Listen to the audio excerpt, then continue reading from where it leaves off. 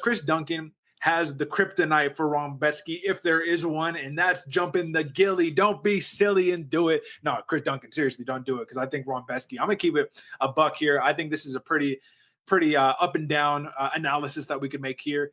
This dude is going to come out fast. He's going to feint you. He's going to give you looks, and he's going to take you down. And he's probably going to try to beat Chris Duncan up. And Chris Duncan doesn't have greatest takedown defense, 38%, as you can see on the page right here. So, AJ, talk to the people. A southpaw mauler, and Rebecki is looking to prove himself in the lightweight division once again. Chris Duncan, though, is coming off a back-to-back gilly. So what wins, the powerhouse or the guillotine machine?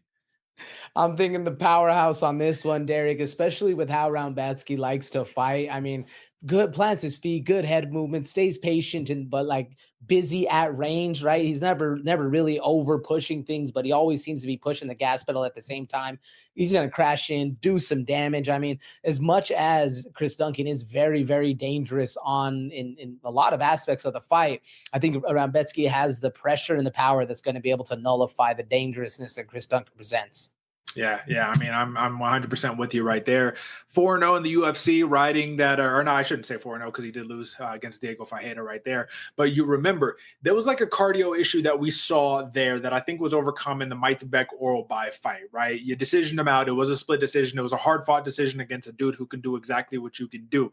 And even though Chris Duncan is coming off of these impressive victories, bro, Jordan Vucinic and Balaji Oki, those are impressive names if you know. If you know. If you don't know, well, now you know. I'm telling you, those are some impressive names right there. So, like, don't get it twisted. Yeah, you lost to Manuel Torres, but he also beat the Red Fox, Ashmuz.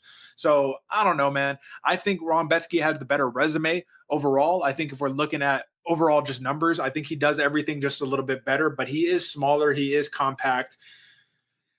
And the question is going to be, how does this get done? Because if you look at the numbers right here, minus 210, not a terrible price to pay on Rebecki for his path to victory right here. What can Chris Duncan do to really mitigate? I don't want to talk about jump the guillotine. We know that's a long shot right there, but front chokes are opportunistic right here. What can he do here to keep Rebecki guessing and not just press him up against the cage and shoot the takedown? Because I have a feeling that's what he's going to do.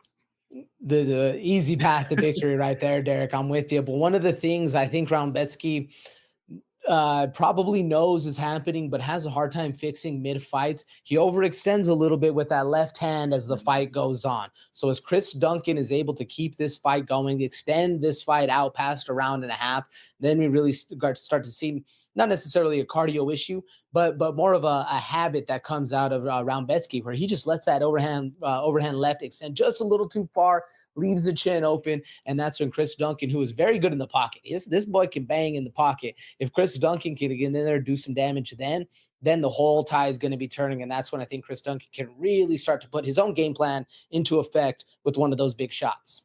Yeah, I think Chris Duncan needs to beat up the legs. He needs to kill the mobility of Rebecki, or he needs to earn some respect early, because if he doesn't do that, I'm just not really seeing a path here. No disrespect. I think Chris Duncan is a very gritty fighter. I remember on the Contender Series when he fought Charlie Campbell, and he was out of the fight until he came back and got the big dub. That was like a legendary performance to enter the UFC right there. All respect, because I did bet on Charlie Campbell in that fight and lost tragically.